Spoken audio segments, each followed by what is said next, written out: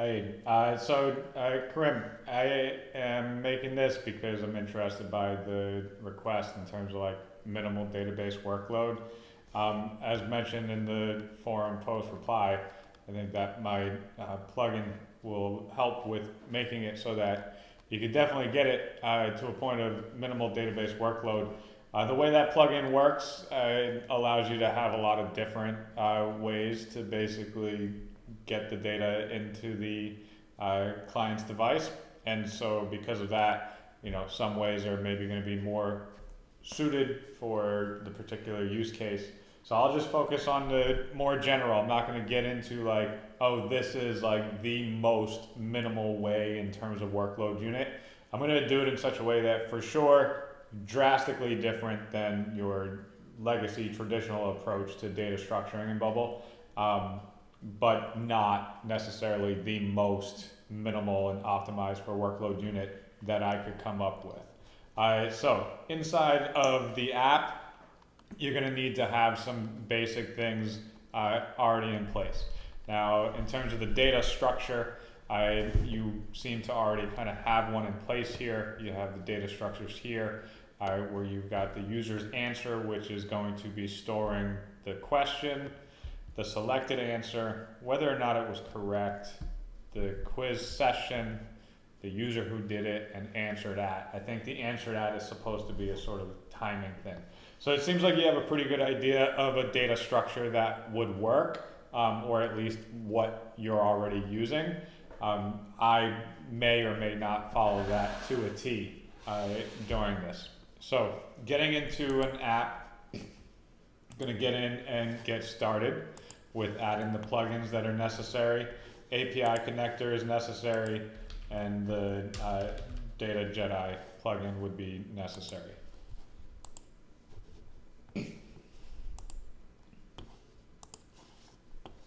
All right, so with these both now in place, we could get started with creating our data structures.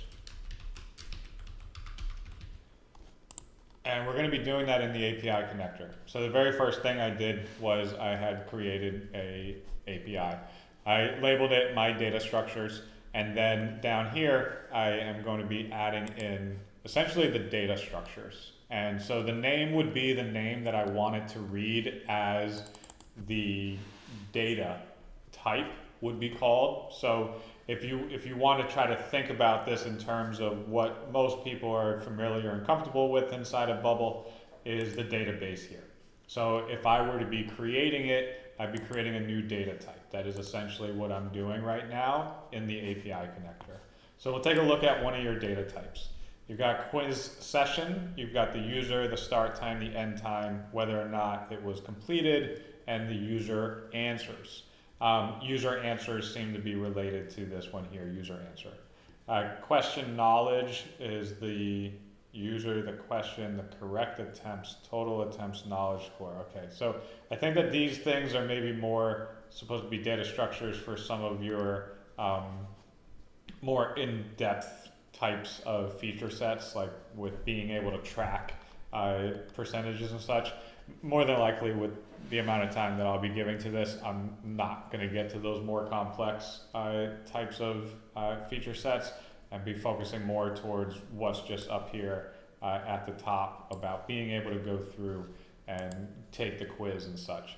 So in this, I'm going to say that the first data type that I am going to create here, I'm going to call this one a question. Now, inside of like the Bubble database, I would just be typing question here and pressing create. Now, I do often enough want to try to explain things in such a way where people are familiar with it, but I also don't want to confuse it because what I'm doing is more or less just like a hybrid data structuring approach, okay? So I'm not changing anything, like these API connector objects are clearly just Bubble. This plugin doesn't create any kind of new data type or anything like that. And so essentially it's already inside a Bubble. And within that sense of it being hybrid, I don't want to end up trying to create an example here to be like a mirror image here. There are times in apps that I am doing that for various reasons, but for right now, in terms of the question data type, I'm not going to do anything inside of here to try to show this as that as an example. So in terms of getting this ready here, leaving these things as data type JSON, fine. Leave it as get, doesn't make a difference. You don't need to check any of these boxes or anything. You just get right to here, manually enter API response. And when you're getting into this section, this is where you're gonna go ahead and create just basically the JSON. And in some situations, I would for sure be leveraging AI to say, hey, just like give me the data structure in the JSON format, and boom, there it is. I could just paste this in, and it's quick and simple. In this example, I'm just going to actually kind of think through like what am I doing for my data structure and why as I'm putting it together. So a quiz app, we're creating right now the data type called question. Now, to be able to track it, we need to know the ID of it, okay? So the first thing that I'm doing whenever I'm getting into creating a data structure here, just like manually and not leveraging AI for that, I'm getting started with the essentially base construction of the JSON, which right now you can see this blue is not blue. I can't click it. And that is because I don't have right now even the most generally base correct JSON type of format. So what it is sometimes confusing, especially for me, is simple things like an extra comma or a missing comma or quotation marks, etc. So in this example here, like if I just get rid of that comma, then all of a sudden I'd be able to press this blue button and press save, and it will go through the initialization. So sometimes it can be a little bit tricky if not familiar with JSON. I am personally planning on making some content videos available that are going to hopefully make that a little bit easier for people to get familiar with. But right now I'm just kind of getting this structure down. So inside of here now, between these double quotes, I'm putting my field names. And so the field name here is going to be ID. And then what I do like doing in this is giving these sort of example values of what they are. For me personally, it's more like a visual to say, I understand what that data type is between a text, a number, whether or not it's a date or a geographic address or something. So in this one here, my ID, I just type it in like this, where it is a combination of letters and characters, which inside of the double quotes here is going to be understood as text. It's called a string. So the other thing that I would like to know for my question, that I almost need to know, I need to know what quiz is it a part of. Now I'm not going to necessarily use the word quiz. I think I'm going to end up using the word test. And inside of like traditional bubble database structuring with data types and data fields, we can create a data field that is related to a custom data type. And what Bubble essentially does for us is when we retrieve that one data type that has related fields, it's going to just give us back the ID of that related field as an entry in your database. And until you request some kind of information from that as the subfields, right? So like a product with a related field of store, and then the store has a field name of name. So until you request from the product the store's name, you're only getting back the store ID. Now, inside of Bubble 2, we get an ability to fetch things, look at things through ID. We always need to try to be able to be thinking about like, yeah, we need that relationship somewhere, in some way. There's various approaches, one-to-one, one-to-many, whatnot. So what I'm doing here, I'm essentially going to say I have a one-to-one relationship with my actual question and my tests. And so for every one question, there will be one test that it's related to. So I'm going to write here test ID, and then again, I'm just putting into this place the sort of placeholder. Now, the other thing that I want to be able to do is I want to retrieve essentially just like a list of questions for one test that the user is actually taking at that time. And so within that need to return a list of things, I do need to be able to not just reference it through ID in the form of understanding like, well, which one is it? I might want to be able to put them into a certain order. And so right now I'm just going to be typing it out as sort order. And for this one, I'm actually going to make it a number. So I'm going to get rid of these double quotes and I'll just put in the number here as 0. And you can tell too that this is correct. It turns green. The numbers would be green. Now, in terms of other things that I might need here, obviously we're talking about a question, right? Like I need the content. So what is the content of the question? And so, what is this? At this point, I personally, in a simplistic kind of example here, don't see a need to think too much further around this idea of how do I set up my data structure for question right now. And so I'm just going to go ahead and get rid of this extra bit and then get rid of the comma. Now my blue is blue. I can actually do it and initialize this. I'm going to go ahead and copy this though as just like a simple base, because when I go to set up some other data type, I'm going to want to be able to just quickly type in some stuff. So I'll press save right now. And so I'm going to leave these basically as they are. They come through as text, number, text, etc. Now, in other situations, for different reasons, I would maybe have an option set, like a traditional option set inside of the Bubble database already put together. And then when initializing, I would choose the option set, and you can set that up like this. So here now I have my question data type. I'm not going to create the test data type in that same way, just to give like a much better example of like how this is like a hybrid data structuring approach.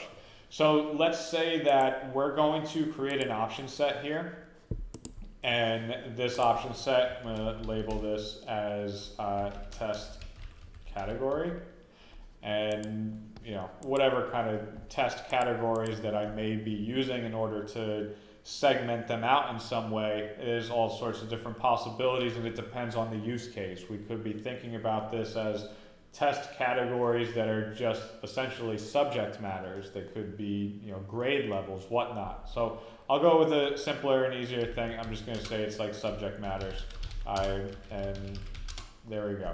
I'm not going to go any further because I don't want to misspell anything. So now I've got the option sets here. So now let's get into the data type. I'm going to just label this as test.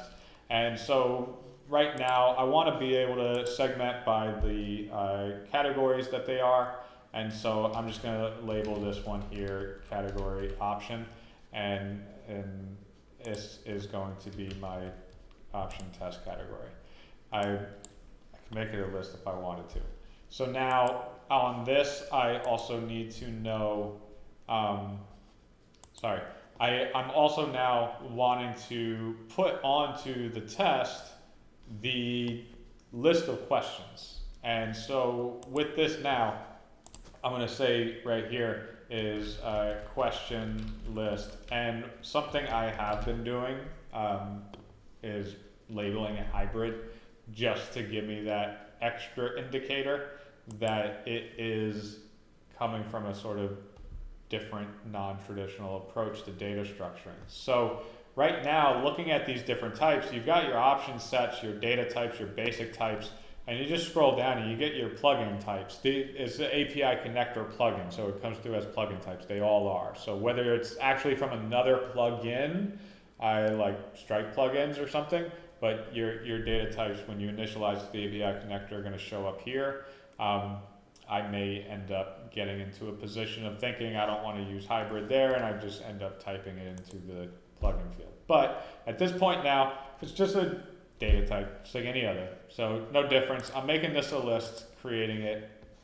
Now, what is this ultimately going to allow me to do in the terms of being able to be workload unit efficient, right? Like, how are we going to make this so that it costs less in terms of workload units? For users to take the test, I think that's kind of where in the post the request for lower workload units is coming from. But it can also be in the sense of, well, like, what does it cost to create the test to begin with? But I'll just kind of focus this on the sense of being for the fetching of the data, for the taking of the test, for being able to track all this type of stuff without having to touch the database during that. So within this right now, essentially what you're going to end up doing is you're going to have a page that's going to be called test. So we're going to go ahead and say, here's new web page, and we'll call this test. And within this page, just like you normally would do if you are looking to set it up to be for a sort of dynamic of a particular type of data, I'm going to set the content here. I'm going to set it to test. Okay, and so what this does for you is when you have a URL that in the URL path list, it contains the unique ID or the slug if filled in for a particular test within your database, it's just going to get fetched as an individual data request. That's about 0.15 workload units. So in terms of just like giving somebody a direct link to a particular test, like you don't really need to worry about, well, can't we get the test to load, cheaper? Because you're just loading this one test, right? So it's coming out of the database. But if I were to be thinking through like, okay, well, the entire application, I would be at that point essentially saying inside of my database here for the test, I would use this for displaying it onto the one page, one single test. But for the purposes of like searching and showing people a whole list of tests to take and choose from, I would be initializing another data type through the API connector called test. And within the hybrid data structuring approach, I can end up saying like, well, I'll just take the test from the database, its unique ID, and I'll use that as the ID inside of my API connector object to be able to make that link between them. But either way, there's a sense like in other areas of this application as a whole application being built, there would be more ways to kind of think through getting like lower workload units. But for this simplistic idea of like it's just one page, one test, with a list of questions. Well, when your questions are fetched from this format, they're basically just going to be coming back with a little bit lower character counts with all the content that comes back. So that leads to performance improvement, like they'll load faster, but also to slightly less workload units. And then the other side of it too is like this list of questions is just basically a field. It's not going to be charging you a fetch like the bubble database normally would if your list of questions was actually like a custom data type. So this is just going to download all the information for us quickly onto the page. And then from there we can just work with it however we want. And then during the actual test taking, we'd be able to track, all this other stuff as we're going along. All right, so in terms of being able to now think about like, well, we've got questions, we need to know like what are answer choices. So we're going to go ahead and say here, answer choices. And within this, let's get this going. Just going to paste this in. I've got the ID already. I need to know not the test ID, I need to know the question ID to make that relationship between this one answer choice and the one question. I will also keep a sort order to be able to say like, yes, this is question choice 1, 2, or 3. But at the same rate, like it could be something where I say I'm going to label this instead something to do with the alphabet in the way to say like it's a ABC multiple choice, right? So I'm just going to say this as a choice letter, and I'll put in my double quotes, and I'll get the letter in there. And then so the content will not have the question mark. It will just be, what is this? So let's answer that question. A apple. Now, at this point, I'm kind of trying to think about the sense of labeling something as the correct answer. And so within it, I think for answer choices here, we could just go ahead and say like, yeah, that's the correct one. So for it, I'm just gonna get this basically set up, and I'm not needing double quotes because I'm gonna use this as a yes no, which for inside of normal JSON is a true false, a boolean. So when I just type it out as this, I can save yes. And at that point, saving yes, getting into initialize, it's already going to be initialized as a yes no as I would need it to be. So this should be fine for me to be able to have answer choices and to be able to look at it from the perspective of, okay, I've got a test that has a list of questions, and then we have answer choices, right? So coming back onto this data type, I'm just going to put another kind of hybrid list. I'm going to say this is answer choice. And these are going to be answer choices.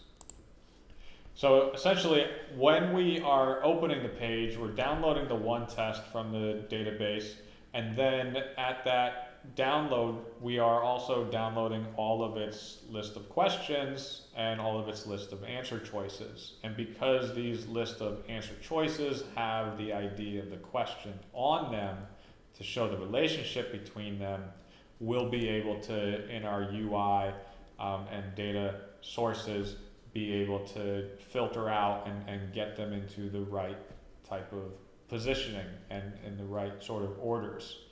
So at this stage too, like knowing that the answer is the correct answer means like as soon as somebody clicks it, understanding like the right highlights and everything else. So I think we're pretty good to go in terms of data structure at this point. So let's get on to the design tab.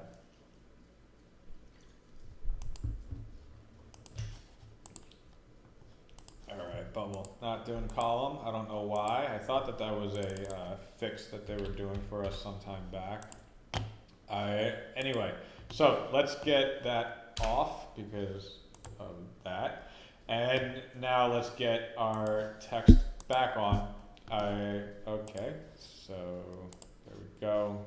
And let's get this to be our current pages test. And we don't have like a title, so I want to put a title onto that to be able to show the title of the test.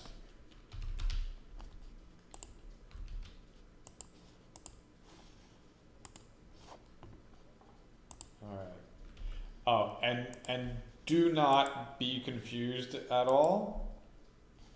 What is Bubble doing here? Current pages test title. Title is a text field, is it not? Evaluates to a test. What? Okay. My mistake.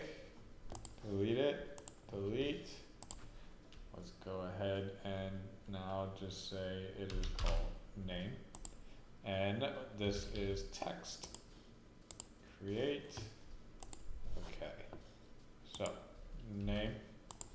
All right. So don't be confused. I am not focused whatsoever on design in this. And so I'll just be putting things just to put them, so to visualize and to see. I am not focused whatsoever on trying to make this look pretty.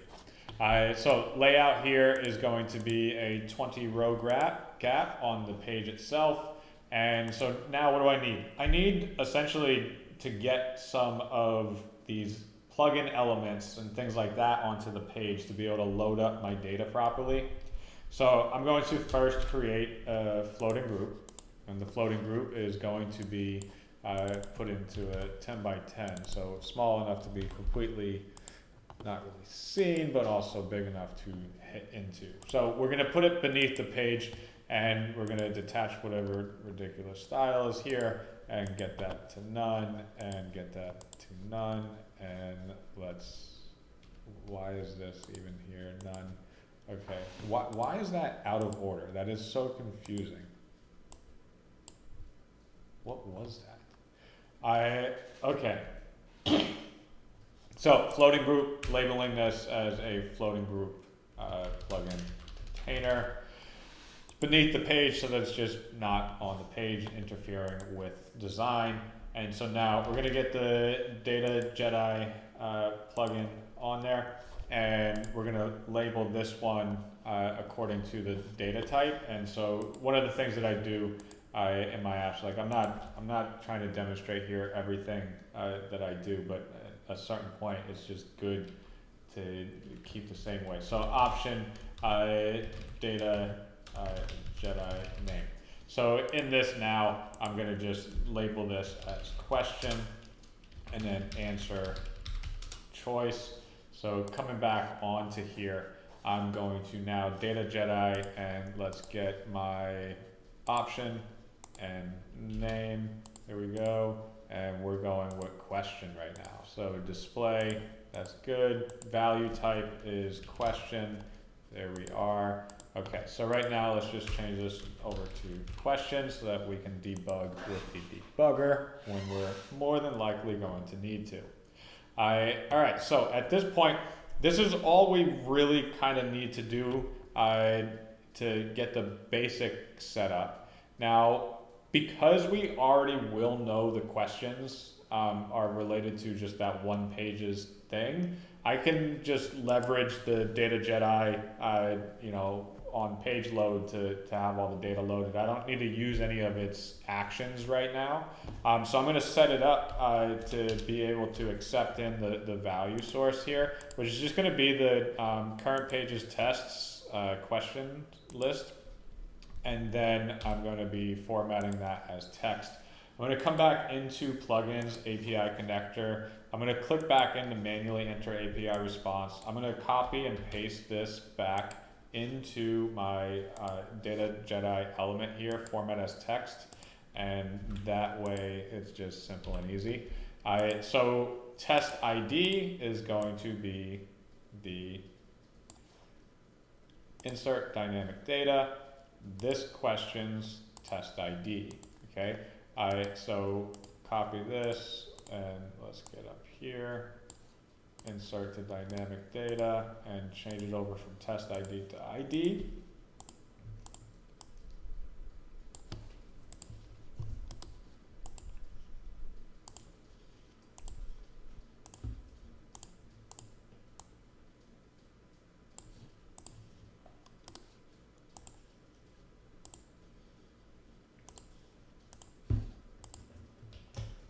Okay, so that should be fine.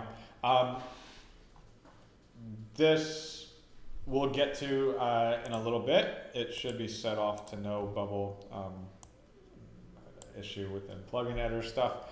So set to no, that means the unique ID, the ID field, is not going to be created by the plugin element.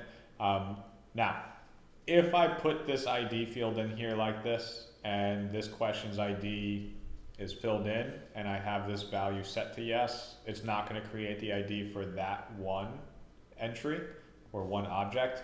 And if I put it in as empty, right? So like just by the fact that I have this key inside of this JSON, if the value is yes, it's not going to create it for this.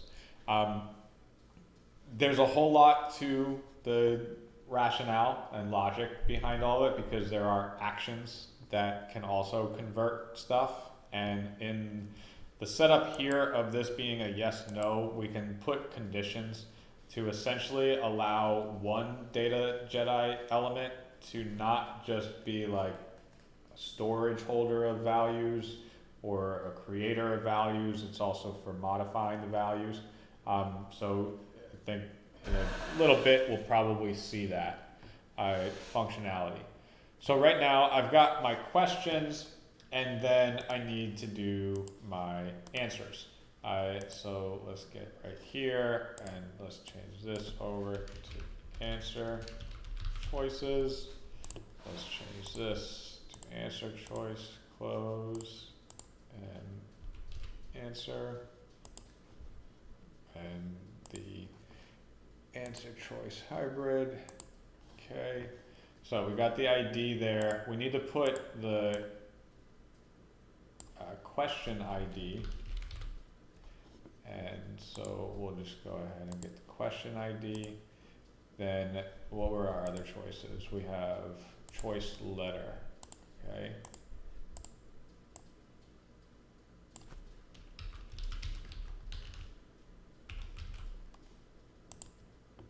All right, and content was content. So let me get the last necessary value. That is correct. I don't know if that's what I labeled it. Correct, yes. Okay, so here,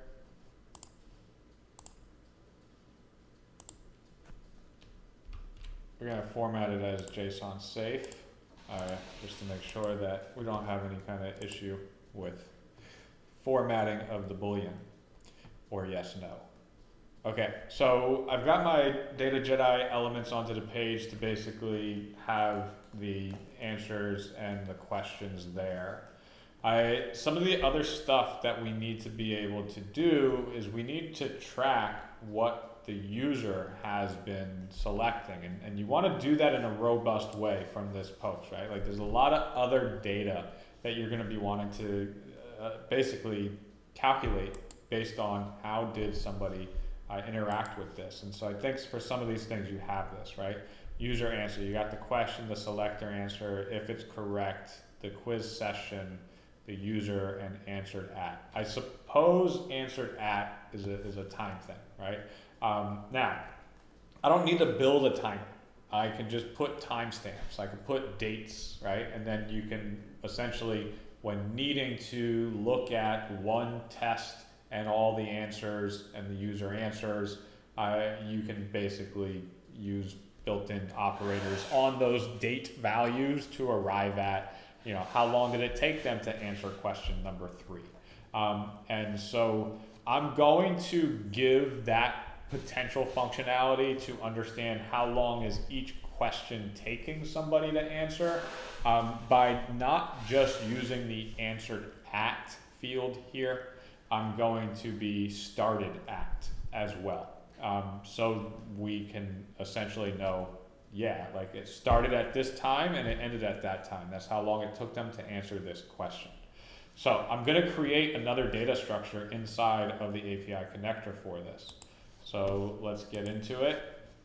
And right here, I'm just going to duplicate. Let's expand this. Let's come back to me. Okay. User answer and manually enter response. So we want the ID. The question ID is already there. We, essentially understand we need to know what question it was. We would do well with having a little bit more information on here to say that we can also track what was the test, right? So why not? And I'm going to relabel that as test ID. Okay. So their choice is an actual answer, right? So we're gonna say selected ID.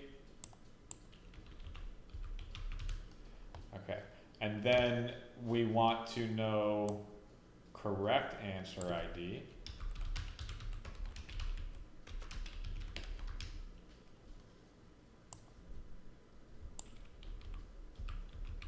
All right. So the idea here, like selected answer is correct, okay? The reason why I didn't leave it as an is correct of like, oh, did you get it right or wrong, is because I would imagine that there's some really cool functionality that could be built into a quiz application to be able to say, yeah, what did they select, and not only know was that wrong or right, and so here, like, I will leave correct, okay, and I'll just leave it as correct to understand, is it correct? That would mean if the selected answer ID is correct, then correct answer ID are the same.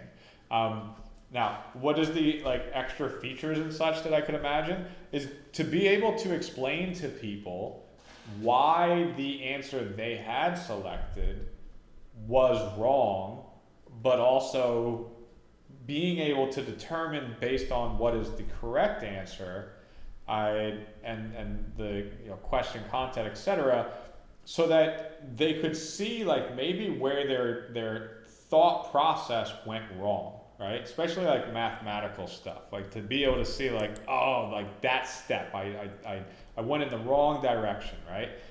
So I'll want to have both of those. And then here we've got the quiz session, I think is another data type that you wanted to have on here. I'll just throw that in there, but I probably won't build it out.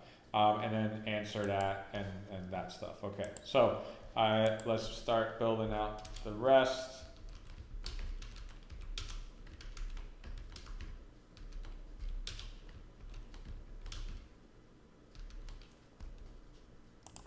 So we want to know the user. We just label that as user ID. Okay. So I'm going to say started at, answered at. Okay. So now I need a little bit of help from ChatGPT. I need to know a bit more about the ability to write out the actual date as ISO format.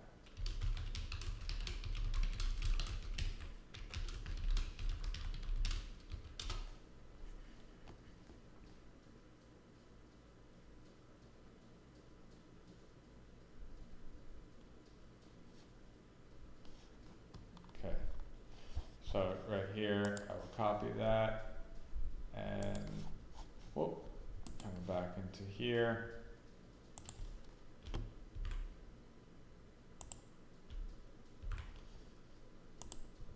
Okay, so this is not blue, and I think that's because dates in JSON should not have double quotes. Maybe. Or maybe there's a bunch of like extra space. Yeah. Okay. So they were supposed to have the double quotes.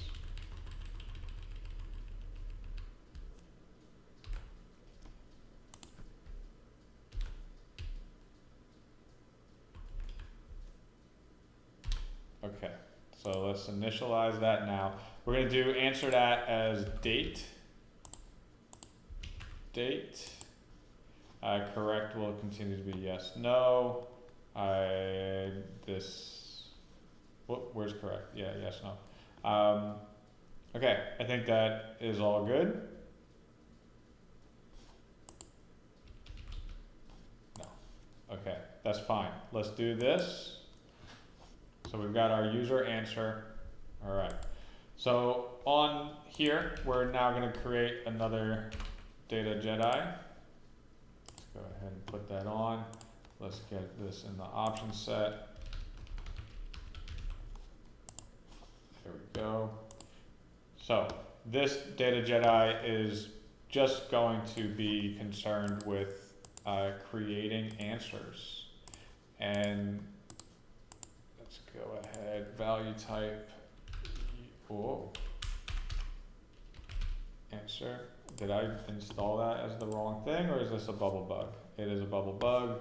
Let's go ahead and refresh the page.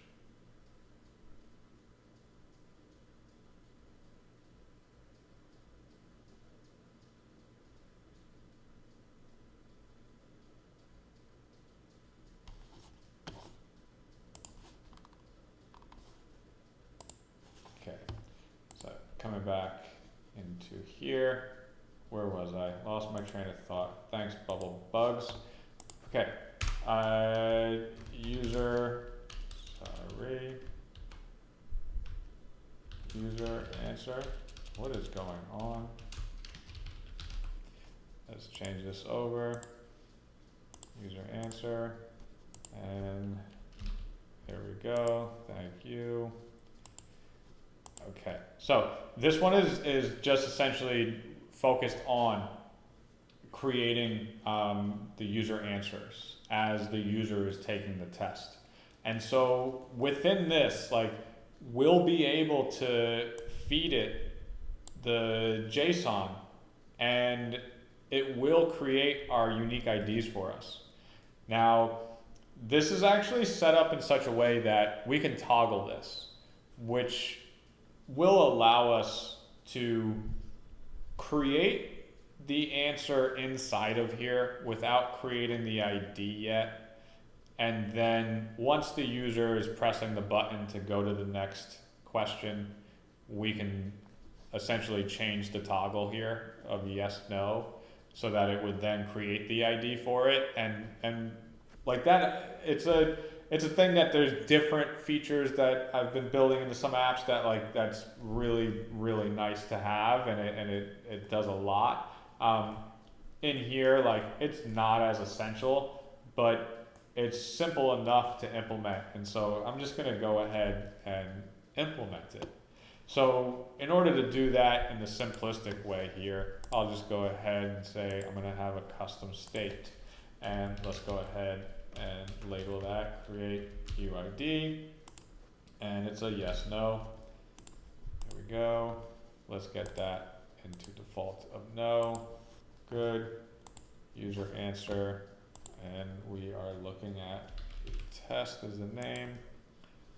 Create UID. Thank you. All right.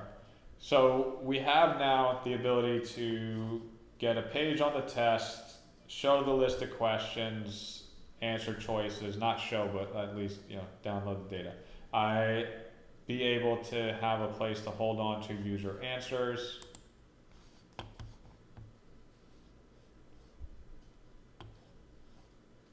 Yeah. So here, this is I'm not going to implement this, and I'll explain why, because this would be a sort of like conversation I have with clients. This request here about okay, how many correct attempts, total attempts, if this is supposed to be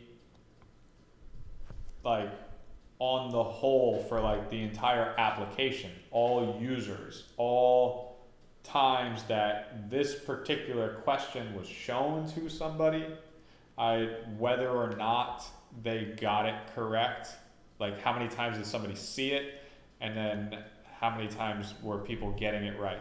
I can understand that. That's fine. That would be on its own sort of thing. You don't really need to have a data type on its own though, just to track it like this, but it would be fine. Question stats, correct attempts, that seems to be the same information here. Wrong attempts, it's well, just take total attempts minus correct attempts and you have wrong attempts. You don't need to save it because you already have enough information here to be able to calculate it, so why bother saving it? A total attempts is the same thing. Difficulty, this is just a ranking to say somewhere in your app, put together some simple math that says, well, if it's whatever percentage of people are getting it correct is the level of difficulty. And you don't need the question either. So question stats, you don't need this. Quiz session, start time, end time is complete, user answers, user. So we'll go ahead and build this out because this, timing type of stuff and being able to track right when they're landing on the page and such, or at least putting in a function to say, let's start the questions. All right, so let's build out that. We're gonna come into here, we're gonna just duplicate, and now we're going to expand it and say user test session. It's manually enter this response. So what was this? We got, yeah, start time, end time. All right, so started at, let's just label this.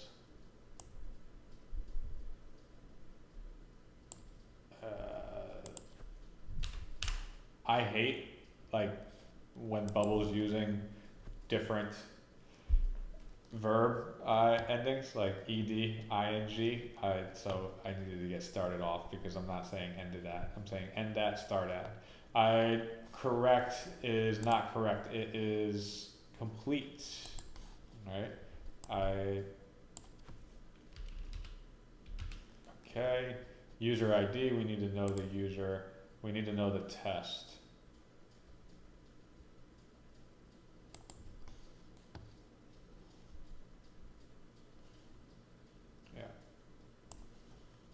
So we can get rid of the question ID.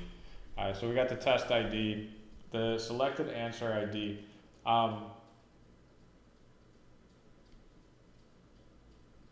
just thinking about that. Like, it doesn't matter here, right? Like, anytime you would be building any kind of function within the application, you'd be able to get all of the answers and everything else through that other data type that we had just created of user answers.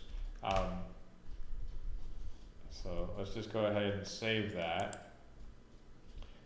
User ID, dates. Okay. Now, I do need to update the user answers because we need to know which session it was for, because they can have more than one session likely. So just keeping this a little bit cleaner for me. And there we go. So let's get this test session ID. Okay, save it. It's all fine. Okay, so back onto here now. We need to be able to have another one for our user session, like our test session. So let's just paste that down and user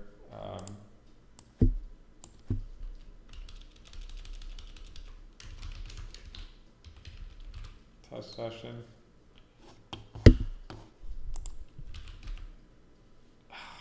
Bubble bug again kills me.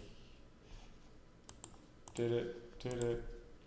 Where are we? We're doing the user test session. Okay, to refresh so we can get our data. Bubble has the same bug that affects other like custom data types too. If you've noticed it, it's going to be one of those bugs that you create a new data type, and in your drop down that's open, it's all of a sudden saying it's not a recognized, that like it's a conflicting data type. All right, so user test session, and we've got this now, and this, there we go. Okay. This I am just going to say yes on, and the reason being is it's just going to be one session. It's just going to be something that like we have one sitting there and we add values to it when we need to, but most definitely it should have an ID created immediately. So and it's saying that too, like answer choices. I think I'm just gonna, user answers. I think I'm just gonna end up probably saying like just make it always yes, because no matter what, as soon as somebody goes to press the answer, we're gonna need to know that. So yeah, we're just gonna put it to yes. Okay. So we can track the actual session, we've got the data coming in, we've got our user answers. Okay, so let's set up, other things we need from Data Jedi. Paginator. Okay, the paginator's in here to just basically say we are doing one item, which is going to be our questions, and it's coming from our data Jedi question value list, and the type of things are our questions, and no, we are not random sorting, and so here we go, paginator questions. So now we can do very simply, next, previous, whatever, in terms of being able to go from one question to another. Other things we would like to have on here, local storage. And the local storage, we want to basically store the user answers and the user test session. So for this one, I'm just going to grab this, copy expression, and let's go ahead and paste that right into there. And this is our user test session. And let's copy and paste. And let's change this to be our user answers.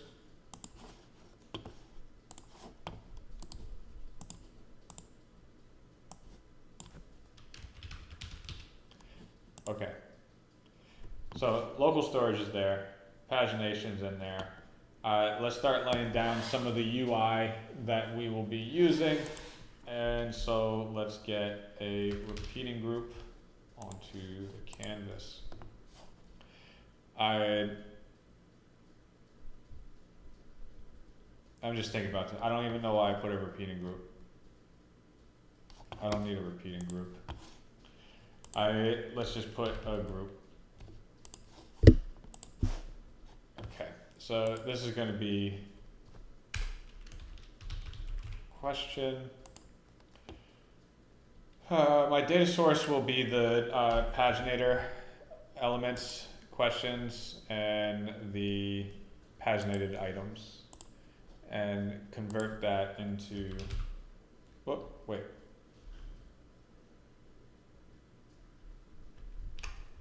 Sorry, I was thinking backwards. I was thinking I was taking a single item and converting it into a list of things, which is not what I'm doing.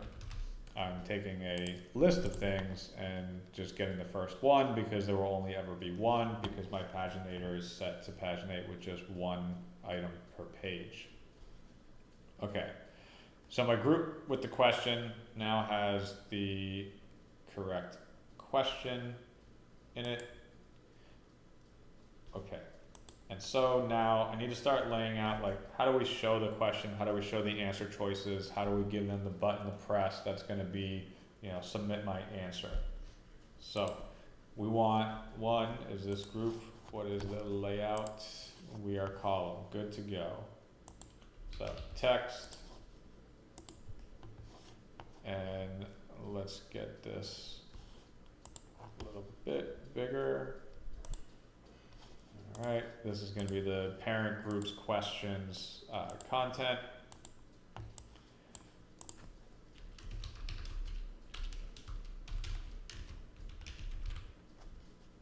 Okay, so I'm just going to go ahead and get that right into the center there because that's where I will want it to be.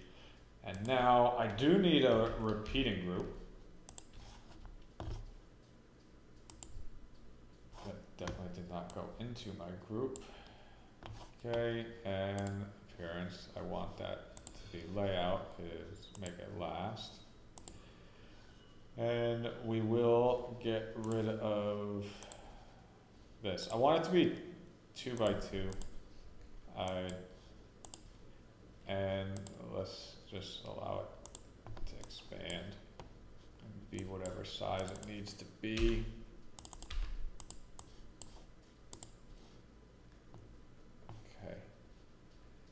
So the type of content is answers, answer choice. And so the data source is going to be the data Jedi answer choices, extra value list, and you're going to filter it, and you're filtering it with the constraint of the question ID equals the parent group's question ID field. Okay. So now we got that. And the height, whatever, it doesn't make a difference. So let's get a group into there to hold on to things. All right.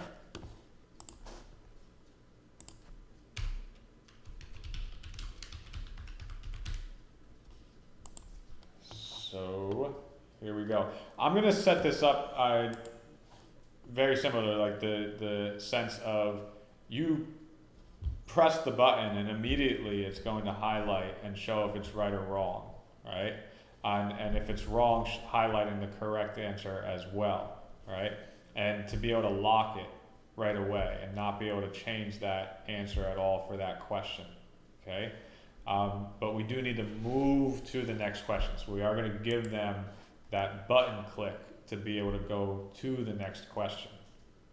All right, so this group here, I'm labeling it as selector to trigger the type of things that need to get triggered to be able to get all the values put together in such a way that we can show our conditionals as we would need to.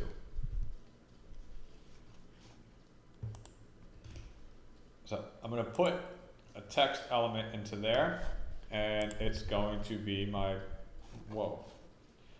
answer. Okay, parent and current cell's answer choice. And then now my text can be its parent group's answers content. Okay, and repeating group here, I'm going to filter and sort by the choice letter. And descending no. Okay.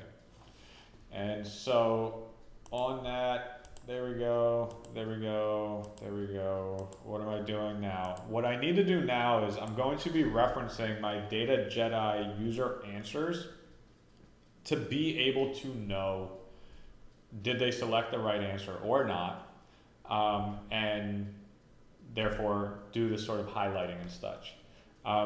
So just because it does bother me that I'm not good at all at design, I still need to try to get it looking kind of okay.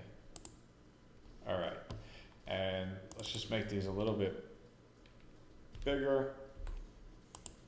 There we go. Okay, so what I now need to do is set up a condition. I need to first define this condition based off of the Data Jedi user answer value list. So I'm going to filter it down, and I want to filter it by whether or not this question ID, right, equals the group questions ID. That's the question that they're on. And the reason why I'm doing this is because I'm not going to be putting into the user answer this sort of information until they've made their selection, which means that Data Jedi element of user answers value list will not have this question ID in its value list anywhere until the user's actually made their choice. Okay, so right now I'm going to be getting the group question and the question ID.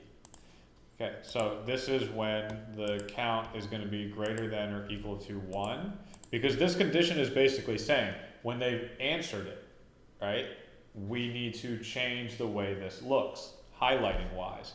And the other aspect of it too is we need to know, did they do the correct answer or not, right? And so we need to think about how could we either further this condition, or would we be putting the condition to be an inline conditional? Because when I do the background style here, changing it to the flat color, unless that's already what it is and I don't need to. Yeah, I guess they have it, whatever. So I could just say the background color. Oh, I guess not. What is this? Why is this? So they call it transparent, but it's just no background. Oh God. Okay. So background style, we're gonna set it to the flat color, and the background color, and we could put a dynamic expression into here to evaluate differently the color, right? Based off of what did the user select? Is this the right answer or not? And so, one, we need to know, is it the right answer? And we also need to know, did they give us the right answer or not? And as I'm thinking about this, I'm trying to wrap my head around what is the best approach here to basically say that, yeah, they've given us their answer already, and if the answer is not the correct answer, show them the correct answer, and if their answer was wrong, show them that it was wrong. So I think basically I'm just going to say, whenever the answer is the correct answer, we're immediately highlighting it as green no matter what, right? And then if they had given us a different answer, that was the wrong, we'll highlight that as red. And so here, I want to put in the insert dynamic data. Let's get this. Paste that in. And what I'm looking for is the first item. And just to recap, first item is because I'm looking at the current question's ID against the user answers question ID, which is only going to be there as soon as they give us an answer, right? So here I'm just basically saying, whatever their answer was, which there should only be one, it's the first item, right? And so I want the first items, whether or not it's correct, right? Because here we have selected answer ID and the correct answer ID.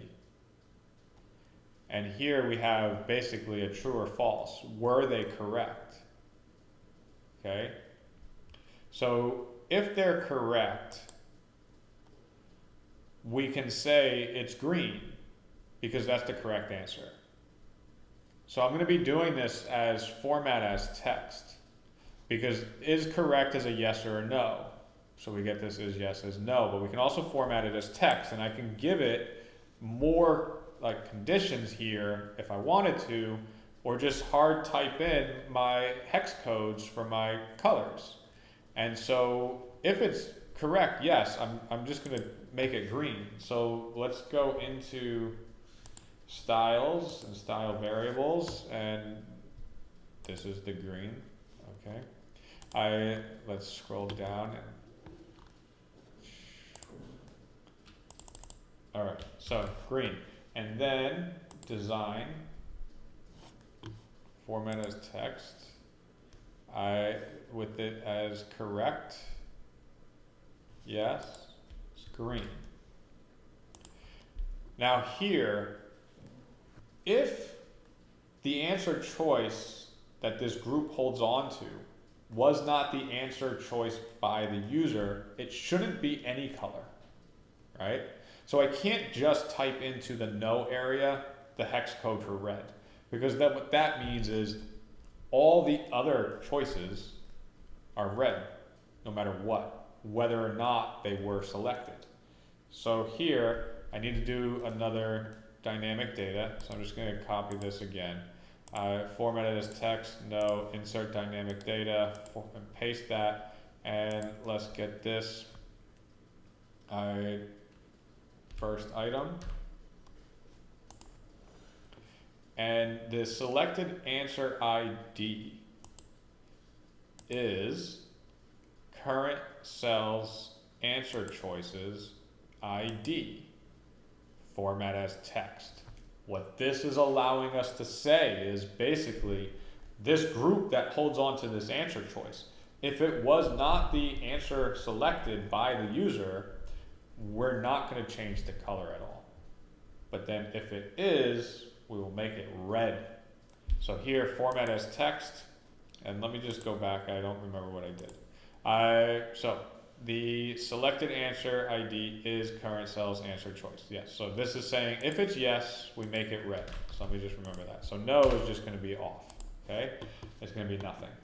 And I'll double check here before I move away from that. My appearance, background style, let's just go ahead, make it flat color and white so that when it is no, we'll just leave it as white, and we don't end up with this inline conditional here evaluating to nothingness and maybe causing some kind of problem.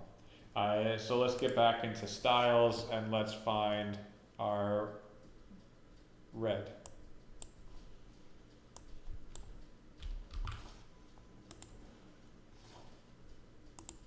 There we go, and there we go. All right. Now, with the kind of background colors and such, we're going to need to change that as well.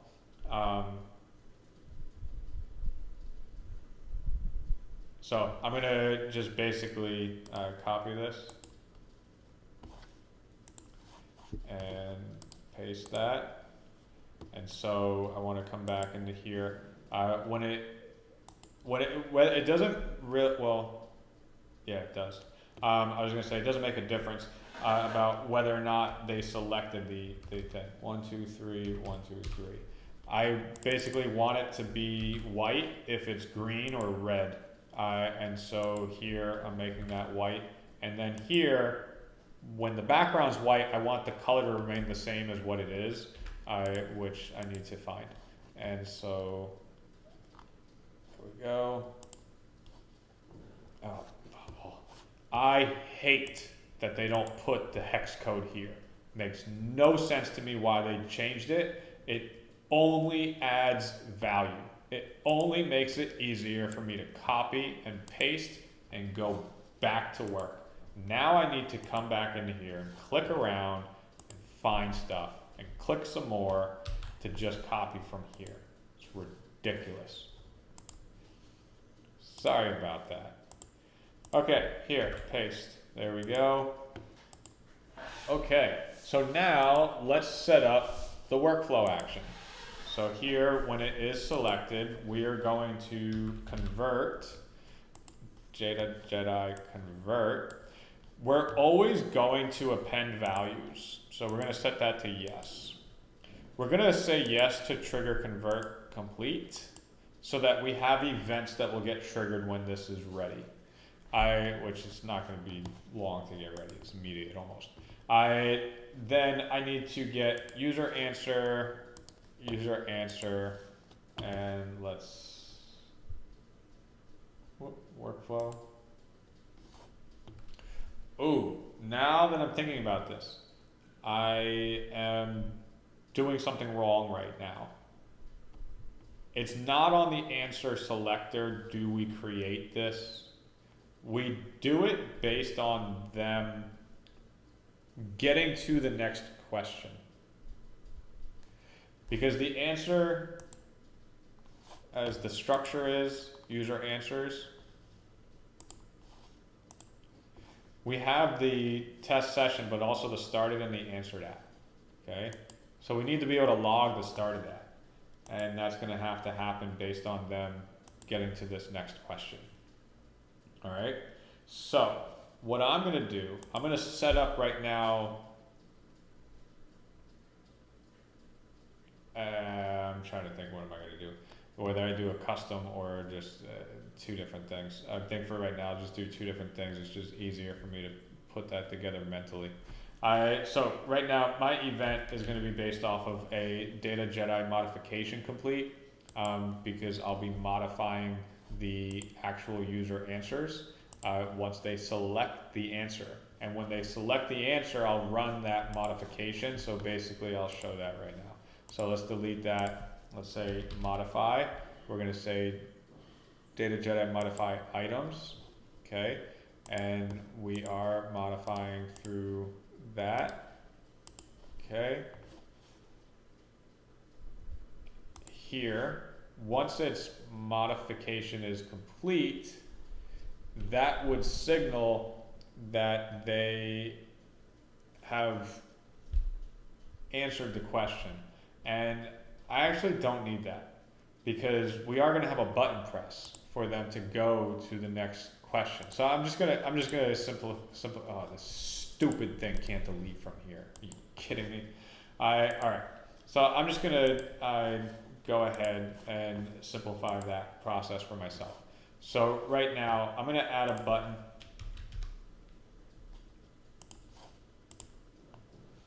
Okay, let's get this layout.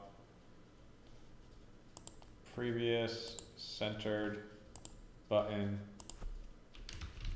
start test. Okay, so at the start of a test, we are actually going to convert the data Jedi element for the user's test session. So we're going to get that user's test session. So now coming back into the plugin to get to the actual JSON here, just go ahead and open that up. There we go. Let's cancel, come back, and we're in the workflows and paste this in. Okay, ID, we don't need that because we will automatically generate one. Test ID is going to be coming from the current page's tests, and it's the unique ID. And then we will complete that. No, we are not complete. It is falsified. We are starting at this time. And so let's go ahead and insert dynamic data, and it will be the current date and time down here, and formatted as simplified extended ISO. That should be good to go. I'll get rid of ended at. It's not even going to be in there, and that's just fine. And then the user ID is going to be the current user's user ID.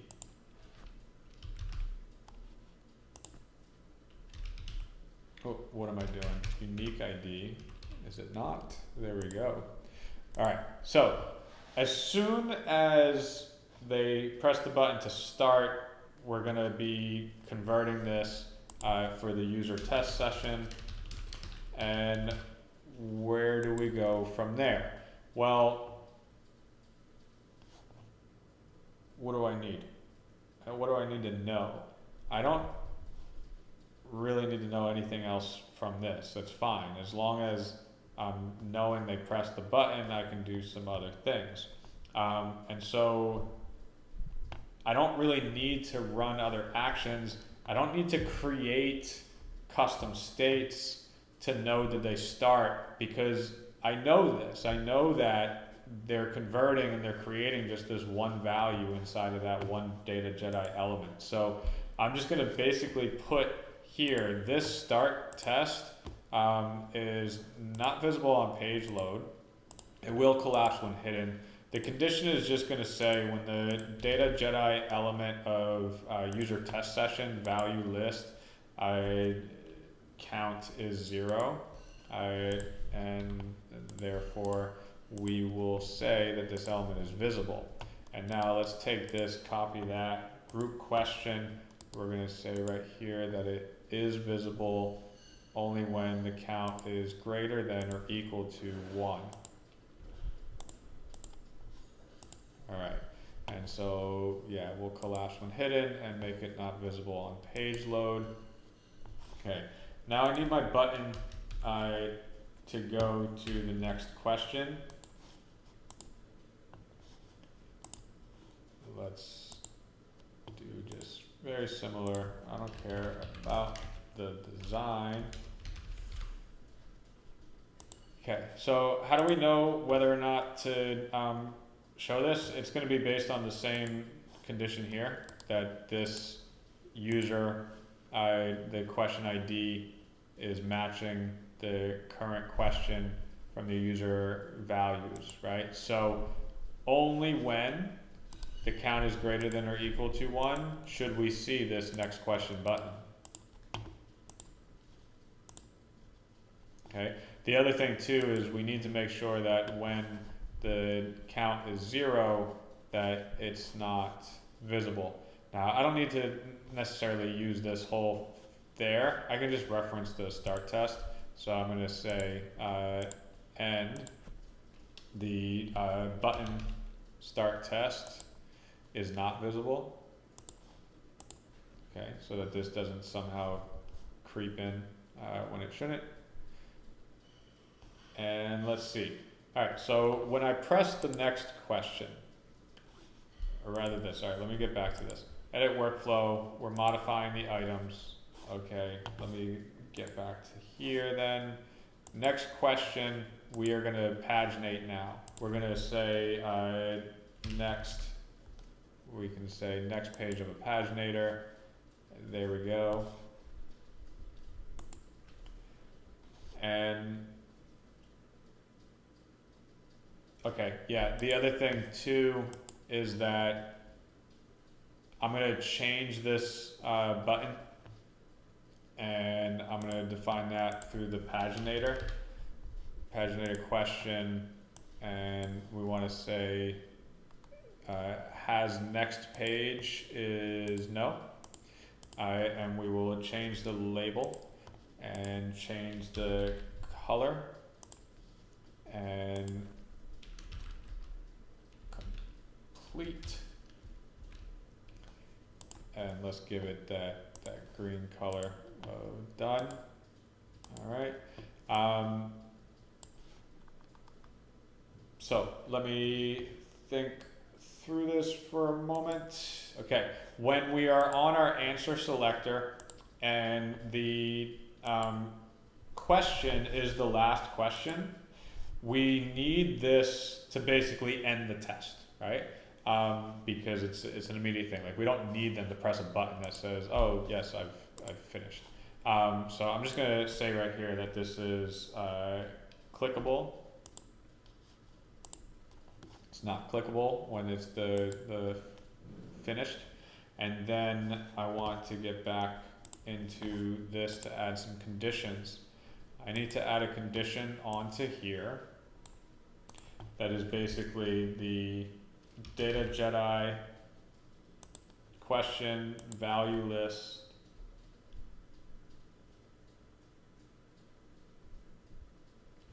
filtered whose sort order is greater than or equal to the group questions sort order.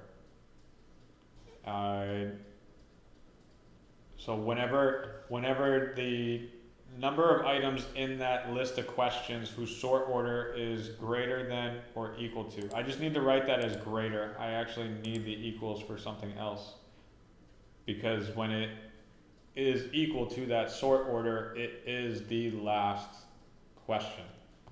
So long as that count is greater than or equal to 1, right? So basically what this is saying is we're looking at the entire list of all of our questions. We're filtering it down to say we need to see only those questions whose sort order is greater than the current question's sort order. And being able to say, like, is the count, how many of them are there? So if it's greater than or equal to 1, that means there are still more questions to come. So here, can I copy this?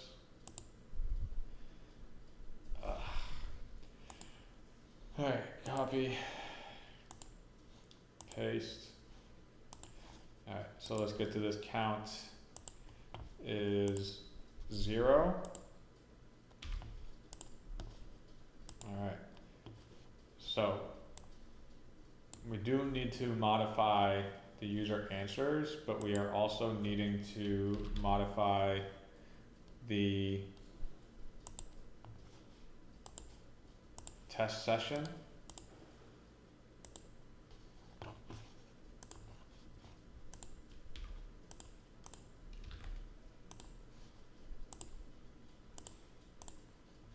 Okay.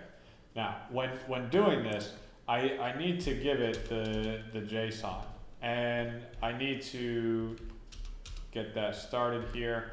And one of the most important things is to have your ID value in there. Because without it, it will not be finding the right thing to modify. So here, I'm going to be saying it is the Data Jedi's user test session, value list, first and only items, ID. Now, what was it that I needed to change? I need to change complete to true, and I need to change end at to a value. That's it. Okay, so let's get that going.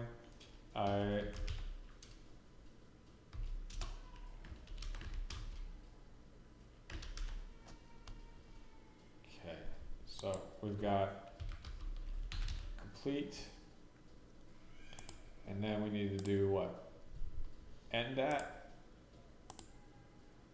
Okay, end at, and now I need to find the date and time, current date and time.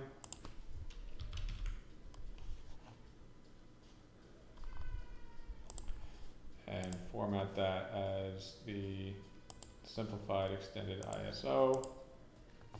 All right, so when that's modified, we are now knowing, and say yes.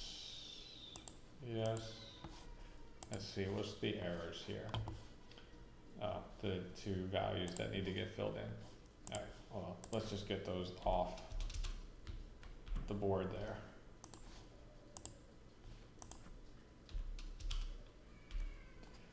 Okay, so I am going to pause and come back.